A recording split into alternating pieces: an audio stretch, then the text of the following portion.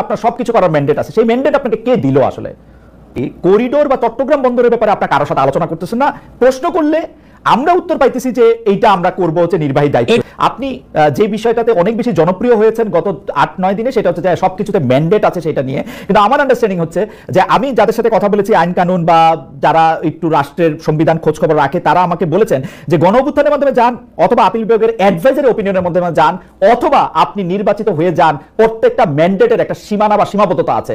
যে কোনো ম্যান্ডেট আপনাকে কোনো কিছুর জন্য সবকিছুর ম্যান্ডেট দেয় না। সবাই আপনার কথা একটু শুনতে চাই, কারণ হচ্ছে এরকম যে অনেকে বলতেছেন যে শেখ হাসিনা, ধরা যাক 2009 সালে তো উনি নির্বাচিত হয়ে এসেছিলেন, বা এর আগে বেগম খালেদা নির্বাচিত হয়েছিলেন, উনার কি সবকিছু করার ম্যান্ডেট ছিল? কিন্তু আপনি ভেহেমেন্টলি বলতেছেন আপনার সবকিছু করার ম্যান্ডেট আছে, সেই ম্যান্ডেট আপনাকে কে দিল আসলে? না, আমি যেটা বলেছি যে আমাদের ম্যান্ডেট আছে এভরিথিং, আমি যে শব্দটা বলেছি এভরিথিং, আমি কেন বলেছি সেটা হচ্ছে যে আপনি যদি 13 অ্যামেন্ডমেন্ট দিয়ে তো আমরা কেয়ারটেকার গভর্নমেন্টটা আমরা চালু হয়েছিল। কেয়ারটেকার গভর্নমেন্টে কিন্তু স্পষ্ট বলা আছে যে আপনি 3টা মাস, যে গভর্নমেন্টটা আসবে এরা 3 মাস থাকবে এবং এদের পুরো কাজটাই ফোকাসড অন ইলেকশন। সে ইলেকটোরাল লিস্ট বলেন, ইলেকশনকে আয়োজন করার যে কাজগুলো বলেন, সবগুলোই করার ছিল এটার কাজ। ইলেকশনের বাইরে তার কোনো ম্যান্ডেট ছিল না, সেটা একদম স্পষ্ট। এবং 13th অ্যামেন্ডমেন্টে ওইটা ছিল। কিন্তু 13 অ্যামেন্ডমেন্ট তো ওরা এসে এটা বাদ দিয়ে দিল। দেওয়ার পরে যেটা হয়েছে যে যখন ইন্টারিম গভর্নমেন্ট হলো, হওয়ার পরে যেই পরবর্তীতে যখন সুপ্রিম কোর্টে যে রেফারেন্সটা গেল, ওইখানে দেখেন 106 আর্টিকেল 106 এ বলা আছে, ওইখানে বলা আছে যে আমরা যে কোনো গভর্নমেন্টের মতো আমরা এক্সিকিউটিভ পাওয়ারটা আমরা ইউজ করতে পারবো। এটা যেটা নর্মাল একটা গভর্নমেন্ট যেই এক্সিকিউটিভ পাওয়ার হোল্ড করে, আমিও সেই এক্সিকিউটিভ পাওয়ার হোল্ড করছি। এটা আমি অ্যাটর্নি জেনারেলের সাথে এটা নিয়ে আমি কথা বলেছি, আরো 2-3 জন ইন্ডিপেন্ডেন্ট লয়ারের সাথে। আপনি যেমন কথা বলেছেন, আমিও কথা বলেছি। আমি আপনাকে ইনভাইট করবো অ্যাটর্নি জেনারেলকে আপনার প্রোগ্রামে আনতে, ওনার কথা শুনেন উনি কি বলেন। আমরা ওই অনুযায়ী আমরা আমাদের কথাটা বলেছি। আমাদের ম্যান্ডেটটা হলো আমরা যে কাজগুলো, এটা অনেকে আবার কেউ বলছেন যে না আপনাদের ম্যান্ডেট হচ্ছে ডে টু ডে, ওখানে কোথাও লেখা নাই যে ডে টু ডে, এটা এক্সিকিউটিভ নির্বাহী পাওয়ারের কথা বলা হয়েছে। কিন্তু আপনি আমাকে একটু বলবেন যে অন্য সরকারের মতোই ক্ষমতা আছে, এটা কি আমি 106-এ যেটার মধ্যে করে অ্যাপিলেট ডিভিশনে রায়টা দিল, আমি এটার মধ্যে নির্বাহী কাজ করতে পারবেন বলে আমি এটার মধ্যে এটা দেখতেছি।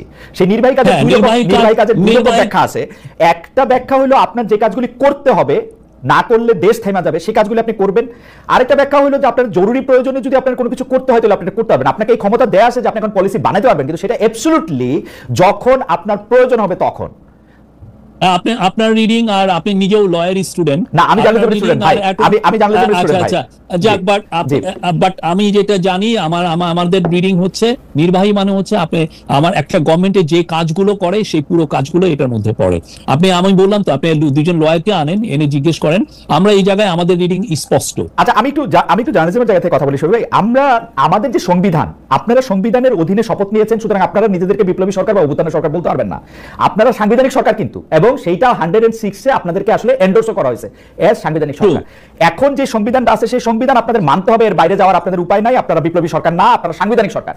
সাংবিধানিক সরকার হইলে সেই সরকারের এই সংবিধানটার কোর এসেন্স হচ্ছে আপনাকে জনগণের রিপ্রেজেন্টেটিভ গভর্নমেন্ট হইতে হবে। যতক্ষণ পর্যন্ত আপনি রিপ্রেজেন্টেটিভ গভর্নমেন্ট না, ততক্ষণ পর্যন্ত আপনার ক্ষমতা হচ্ছে লিমিটেড। এটা আপনি মাহমুদুল ইসলাম সাহেব আপনি আপনার জায়গাটা দিয়ে আপনি এক্সপ্লেইন করছেন, আপনি আপনার রিডিংটা বলছেন।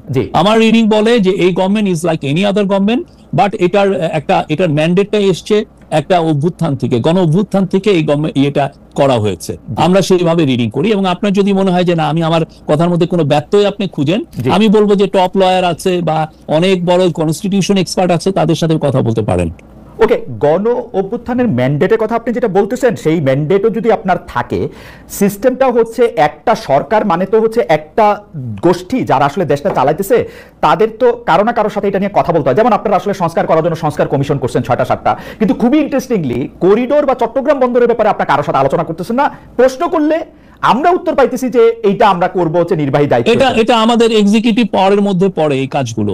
আপনি যদি ধরেন 1 লক্ষ রোহিঙ্গা এখানে এসে পড়ে, আমাদের তো এটা নিয়ে তো আমাদের ভাবতে হবে। এটা নিয়ে তো এটা একটা আমার মেজর একটা কাজ, এটা আমার মেজর হেডেক। আমরা এসে যেটা পেলাম যে 7টা বছর রোহিঙ্গা ক্রাইসিসটা আছে, কিন্তু কোথাও কোনো হচ্ছে, এটা একটা ফরগটেন ক্রাইসিস হয়ে গেছে।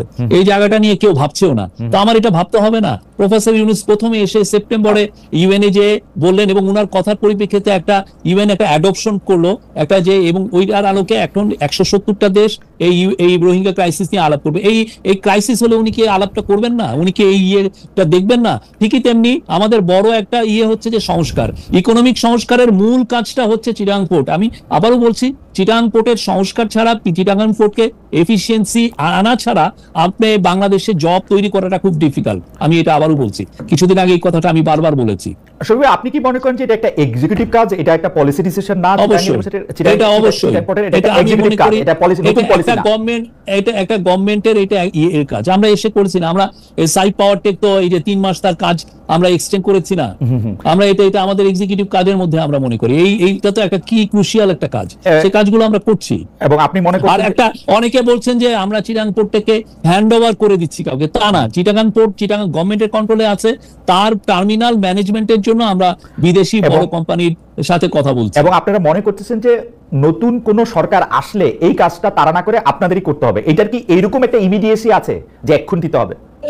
না, আমাদের কাজের ইমিডিয়েসিটা হচ্ছে যে আমি ইকোনমিক সংস্কার করে আমার প্রচুর জব তৈরি করে, আমার প্রতি বছর 22 লক্ষ ছেলে আমাদের জব মার্কেটে আসছে, কিন্তু আমি জব তৈরি করতে পারছি না। আর আমার জবটা তৈরি করতে হবে ইন্ডাস্ট্রিয়াল স্কেলে, জব তৈরি করতে হবে। তো সেটা করার জন্য আমার সত্যিকার অর্থে চিটাগাং পোর্টের কে আমি বাইপাস করে জব তৈরি আমি করতে পারবো না। সেই জায়গাটা আমার ওই কাজটা আমার হাত দিতেই হচ্ছে। বিদেশিদের দিয়ে এটা পরিচালনা করতে গেলে বাংলাদেশিদের জন্য জব তৈরি কিভাবে হবে সেটা নিশ্চয়ই আপনারা ভেবেছেন, একটু ছোট করে কি বলবেন? অবশ্যই, কিরকম করে?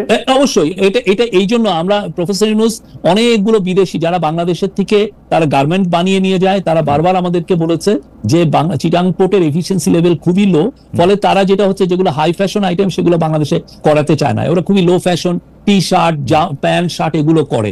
এবং আমরা এখন $50 বিলিয়ন মতো এক্সপোর্ট করি, এটাকে যদি আমি 100 বিলিয়নে নিতে চাই, 100 বিলিয়ন নিতে গেলে আমার মিলিয়নস অফ জব তৈরি হবে। এবং এটার জন্য চায়না থেকে অনেক ফরেন ইনভেস্টর এখন বাংলাদেশে আসতে চাচ্ছেন, তারা লেবার ইন্টেন্সিভ ফ্যাক্টরিতে ইনভেস্ট করতে চান। কিন্তু যখনই ওনার শুনেন যে চিটাগাং পোর্ট এটা ওই সক্ষম না বা ওইটা হ্যান্ডেল করার মতো ক্যাপাসিটি নাই, তখন তারা ব্যাক অফ করেন। তো আমার ভাইটাল জায়গাটা হচ্ছে চিটাগাং, বিকজ আপনি যেই মালটা করবেন সেটা তো আপনার বিদেশে নিতে হবে। একটু করে বলি, $50 বিলিয়ন এক্সপোর্ট বাংলাদেশে 40 বছর অর্জন করছে, এখনো 46, 47, 48। 50 বিলিয়নের পরে আপনি আরো যখন 50 বিলিয়নের কথা বলবেন, এটাতে অবশ্যই প্রায় দ্বিগুণ জব ক্রিয়েট হবে। আমি শুধু জানতে চাই যে $50 বিলিয়ন যে এখন এক্সপোর্ট করা হয়, তার কিছু বড় অংশ চিটাগাং সমুদ্র বন্দর দিয়ে, কিছু হচ্ছে বিমানে করে যায়, কিছু অন্য বন্দর দিয়ে যায়, কিছু স্থল বন্দর দিয়ে যায়। না, 98% যায় চিটাগাং পোর্ট। আমি 98% ধরে নিলাম যে যায়। আপনি কি আমাকে বলতে পারেন যে বিদেশিরা করলে এর লিড টাইম কমবে, যেটা হাই ফ্যাশন, যেটা সেটা কি গার্মেন্টস ফ্যাক্টরি ওনারদের সাথে কথা হয়েছে এই ব্যাপারটা নিয়ে? তারা লিড টাইম কমাতে পারবে? আমরা তো বললাম তো, আমরা অবশ্যই লিড টাইম অনেক কমবে, লিড টাইম কমবে। বাংলাদেশের যারা বাংলাদেশের জন্য জব তৈরি হবে, সব লেভেলে জব তৈরি হবে। এবং আমরা যখন অন্যান্য দেশ যেগুলো আমরা দেখেছি, যারা এখন যেমন ভিয়েতনাম ধরেন 300 বিলিয়নের মতো এক্সপোর্ট করে, বা টার্কি যেমন ধরেন $350 বিলিয়ন এক্সপোর্ট করে, আপনি ওদেরকে দেখেন, ওদের বড় বড় পোর্টগুলো সব বাইরে ম্যানেজ করে, যারা top companies. We need top companies. আমার কাছে শুধু প্রশ্নটা এরকম যে এই এক্সপোর্টের যারা এই হ্যান্ডলিংটা করবে, এই আলোচনাটা কিন্তু এখন শুরু হয় না শফিক ভাই। আমার যতদূর মনে আছে, এটা 20 সাল, 21 সাল, 22 সাল, 23 সালে অনেকবার এটা নিয়ে চেষ্টা করা হয়েছে, অনেকগুলি কথা বলা হয়েছে। এমনকি চিটাগাংয়ের মেয়র মহিউদ্দিন সাহেব যখন বাইচা ছিলেন, তিনি এটা রোধ করার জন্য অনেক চেষ্টা করছেন, কারণ এখানের মধ্যে কিছু কায়েমি স্বার্থের জায়গাও আছে। কিন্তু এটা কায়েমি স্বার্থের চেয়ে মহিউদ্দিন আহমেদের স্বার্থটা বেশি ছিল। রাইট, সেটা কি আমি কায়েমি স্বার্থ বলতেছি, সেটা উনি আটকাইতে চাইছেন, এটা করছেন। কিন্তু এখন আপনারা এটা করতে চাইতেছেন, সেইটা করার জন্য আপনারা স্টেক হোল্ডারদের সাথে কথা বলছেন কিনা, আপনারা তাদেরকে ইনভাইট করছেন কিনা? গার্মেন্টসের যে জায়গাটাতে আপনি বললেন গার্মেন্টসের এক্সপোর্টের ব্যাপারটা আমার মোটামুটি ভাবে জানা আছে, আমার মনে হয় না যে নেতৃবৃন্দের কেউ আপনাদের সাথে কথা বলার সুযোগ পাইছে। আপনি একটু চেক করবেন আবার। আমরা এইখানে যারা ইনভেস্টমেন্ট করছে, যারা মেন বায়ার, আমার যারা ম্যানুফ্যাকচারার, তারা তাদের চেয়েও মূল ইম্পর্টেন্ট না। ভাই, এটা ম্যানুফ্যাকচারার এন্ড থেকে আপনার ইম্পর্টেন্ট, বায়ারের এন্ড থেকে না। আমি ম্যানুফ্যাকচারারদের সাথে কথা হচ্ছে, বায়ারের সাথে কথা হচ্ছে, সবার সাথে কথা হচ্ছে। আচ্ছা, ফর্মালি ইনফর্মালি সবার সাথে আমরা কথা বলছি। আপনি কথা বলেন না, জিজ্ঞেস করেন। আমি ম্যানুফ্যাকচারারদের সাথে কথা বলছি, আমি ম্যানুফ্যাকচারারদের সাথে কথা বলছি। ম্যানুফ্যাকচারার আমার সাথে ইন্ডিটেক্সের যে চিফ, যারা বাংলাদেশের থেকে কয়েক বিলিয়ন ডলার ইম্পোর্ট করেন, তাদের সাথে কথা বলছি। H&M যারা বাংলাদেশে $5-6 বিলিয়ন নিয়ে যান, তাদের সাথে কথা বলছি। কিহাকসুন ম্যানুফ্যাকচার, বাংলাদেশের ওয়ান অফ দ্য সবচেয়ে লার্জেস্ট গার্মেন্ট ম্যানুফ্যাকচারার হচ্ছে কিহাকসুন, ইয়াং ওয়ান, তার সাথে কথা বলা হচ্ছে। কথা বলা হচ্ছে না, এটা আপনি একটা না শফিক ভাই, আমরা সবার সাথে কথা বলছি। আমার মনে হয় যে আমি আপনাদের বুঝাতে পারিনি। আমার কাছে মনে হয়েছে যে আপনি অবশ্যই কথা বলছেন, কিন্তু আপনি কথা বলছেন হচ্ছে যারা আমাদের থেকে কিনে তাদের সাইডটা থেকে, আমাদের এখানে যারা তৈরি করে, যারা অর্ডারটা প্লেস করে কারা, অর্ডারটা প্লেস করে কারা, এটা মেন তো।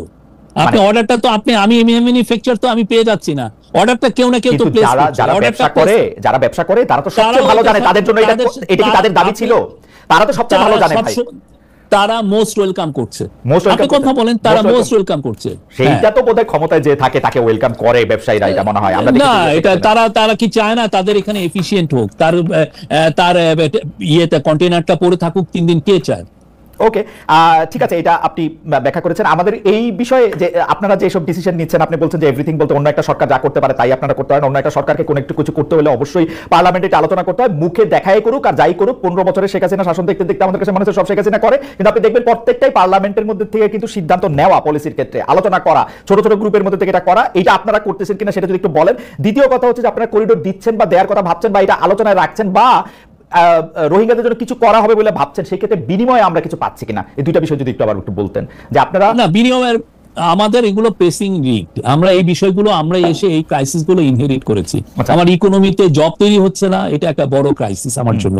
আমার ইয়াং ছেলেরা, আপনি দেখেন পুরো আন্দোলনটা কিভাবে শুরু হলো, কোটার ক্রাইসিস, একটা জব ক্রাইসিসে তো কোটা হচ্ছে। তো ইয়াং ছেলে মেয়েদের জন্য, এবং যেই গভর্নমেন্টই আসুক আমাদের পরে, আমরা যে ইলেকশনটা করব ডিসেম্বর থেকে জুনের মধ্যে, তারপরে যে গভর্নমেন্ট আসবে তার মেন প্রথম কাজটাই হবে জব তৈরি করা।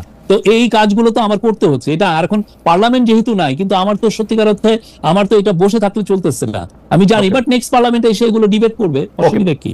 বাট আমরা মনে করছি আমরা যাই করছি যথেষ্ট ট্রান্সপারেন্সি রাখছি, আর আমরা যে ডিল যদি করি সেগুলো তো আমরা ওনাদের জন্য রেখে যাবো, তারা দেখবেন কতটুকু ট্রান্সপারেন্সি। আমি এটা ভয় প্রশ্ন করি, আমার কেন জানি মনে হচ্ছে সরকারের যা কিছু সিদ্ধান্ত সেটা প্রফেসর ডক্টর মোহাম্মদ ইউনূস আর শফিক ভাই আপনারা দুজনে নিতেছেন, ব্যাপারটা ঠিক কিনা?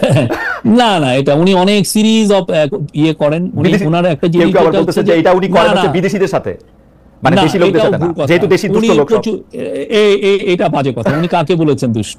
উনি কাউকে দুষ্ট আমি বলতেছি, যেহেতু দেশি লোকরা দুষ্ট। উনি বাংলাদেশের মানুষকে বাইরে যতটা প্রেস করেন আপনি চিন্তা করবেন না, কিন্তু মানে আমি অবাক হয়ে যাই উনি কত প্রেস করেন। আর যেটা উনি সবার সাথে কথা বলছেন, এবং এই জিনিসটা উনি সিরিজ আকারে উনি ড্যাভোসে এই আলাপগুলো হয়েছে, নিউ ইয়র্কে এই কথাগুলো উনি শুনেছেন, তারপরে আমরা যে সমস্ত জায়গায় গেছি, আর ওনার সাথে যারা মিটিং করতে আসেন এই কথাগুলো বারবার আসে। কেন জবটা একটা বড় জিনিস, আমরা কিভাবে জব তৈরি করব, এটা একটা বিগ একটা আমাদের বড় একটা চিন্তার বিষয় হয়ে গেছে।